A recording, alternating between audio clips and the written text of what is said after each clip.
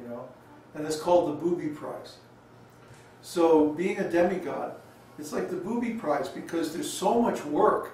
They have to work really hard, you know, and then the demons are always attacking them, and there's so many problems, and they're in anxiety, and if they make one little mistake, they can fall down and get cursed, and, you know, it's tough being a demigod. But being a devotee of Krishna is very easy because the Lord protects his devotees, he saves them from so many difficulties, he gives them intelligence, he gives them so many nice things, facility, and so on. So it's much better to simply be a devotee of the Lord, go to the spiritual world, and be with him forever. See, if you're a demigod, first of all, the demigods are not eternal. They, in many cases, are appointed for a certain time, like one manvantara, you know, the reign of one Manu. And then after that, they have to go find something else to do. And somebody else takes that position. There's very, very few demigods, just a handful of them that remain in their position for the whole length of the universe. Most of them are changing all the time. So, you know, it's not a very secure position. There's so many worries, so many anxieties. It's better to be just a simple devotee. And there's a lot of competition, of course, for these posts of demigods because there's all this material enjoyment and mystic powers and all this stuff. So if people are intoxicated by these things, they can, you know, they can go compete for these kind of posts. We don't care for them. We just want to be a simple devotee and be in the spiritual world, not have any worries. We just want to be happy. So that's our feelings about being demigods, like that. Are there any questions about tonight's subject? No? How many people are signed in? Well, it just says 10 on the chat, so that's all I could see. Oh yeah, I minimized the other windows. Anyway, 10, that's good. There's probably 13 or 14 people watching. That's pretty good for a Saturday night. Usually it's kind of slow on Saturday, you know, people have this or that, who knows what they do. Saturday night. No questions, huh?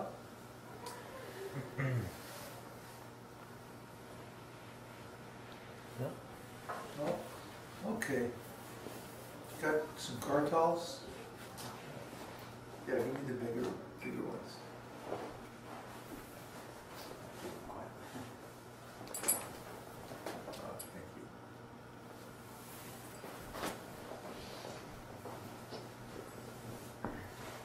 Oh. Still no? It's a question from Ananda Varna. Ah. Ananda. Ananda Varna. There's no diacritical marks, I can't tell. Huh? There was no diacritical mark, I couldn't tell. Well, it's always kind of long. Okay. You mentioned 4 stages of sannyas. Third has to travel.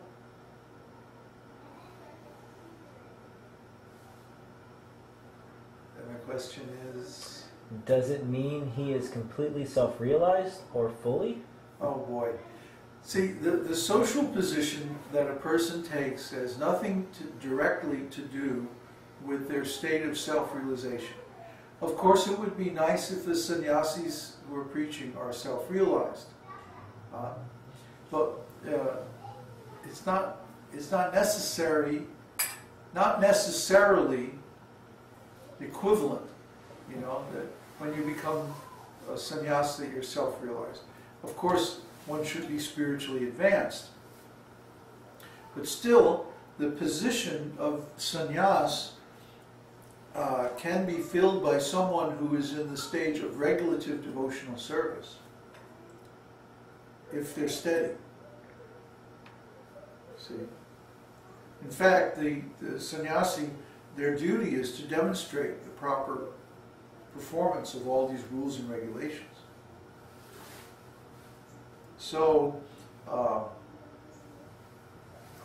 It's conceivable that someone could be a sannyasi and even be a good sannyasi and just be in the stage of an arta-nivritti, let's say. Although ideally they should be at least in the stage of nishta, steadiness. You know, because sannyasi to fall down, this is not very good. So, see, there's always a difference between the outer state and the inner state of a person. You know, it doesn't necessarily mean just because they have a certain role externally that they have the corresponding inner realization.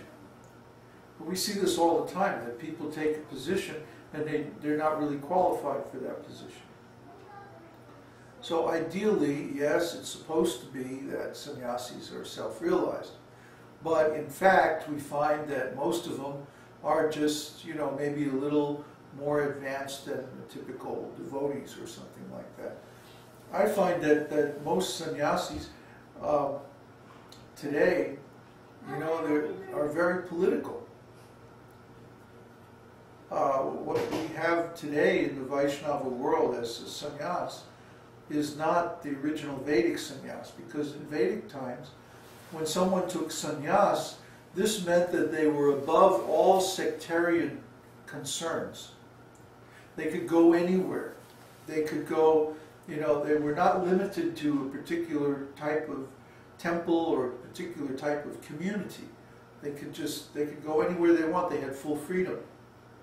But the sannyasis today, if you take sannyas in one religious organization, then you can't preach to the members of another one. They won't host you. They won't let you teach. They'll kick you out. You get out of here. Go to your own temple. So what is this? What kind of sannyas is this? This is why I ultimately gave up on taking sannyas. I had considered it, you know, and I was actually looking around for a sannyas guru for some time. But first of all, I couldn't find anybody who I could stand the idea of taking sannyas from. And the feeling was mutual, but they didn't like me either. Because I didn't want to make yet another clone of ISKCON. I did not want to make yet another sectarian religious organization. And the sannyasis nowadays, these are the ones who actually maintain these sectarian forms, you know. But that's not the meaning of sannyas according to Vedas. Vedas mean a sannyasi is someone who should be above all sectarian distinctions. If anybody in society is, it has to be sannyasi. Who else could it be? He has no family connection, he has no business connection, he has no political connection, he has no social connection. So if there's anyone who can be neutral and steady towards all different kinds of living entities, it would be a sannyasi. But instead we see the opposite. They're very partial towards their party, and then they're inimical towards all the other parties. So what kind of sannyasi is this? You know? I mean, we want everybody to attain self-realization. You know? And to the point that we make all of our videos and books available through a Creative Commons license. That means literally anybody can download a PDF of one of our books and publish it under their own publishing company. And as long as they give us credit for writing it, that's perfectly fine. We don't care. We're not publishing these books to make money. We're not publishing videos to make money. All of our stuff, all of our material is Creative Commons licensed. That means anyone can use it, anyone can take advantage of it, like that. We're not jealous about that. We know from experience that when we give Krishna's knowledge freely, Krishna is very pleased by that. He wants everybody to have this knowledge. So if we restrict it by putting all kinds of conditions on it, that's not pleasing to Krishna. Yet we see that these sectarian organizations, they try to restrict the dissemination even of Srila Prabhupada's books. But what kind of nonsense is this? We see that whenever a religious teaching is made a secret, that's the beginning of the end of that sect.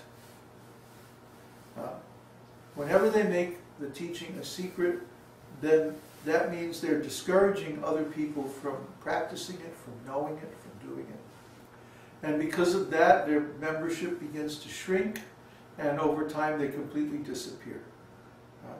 Now, who knows today the secret teachings of the Zoroastrians, or the Egyptians, or the Phoenicians, or the Mayans, or any of these people?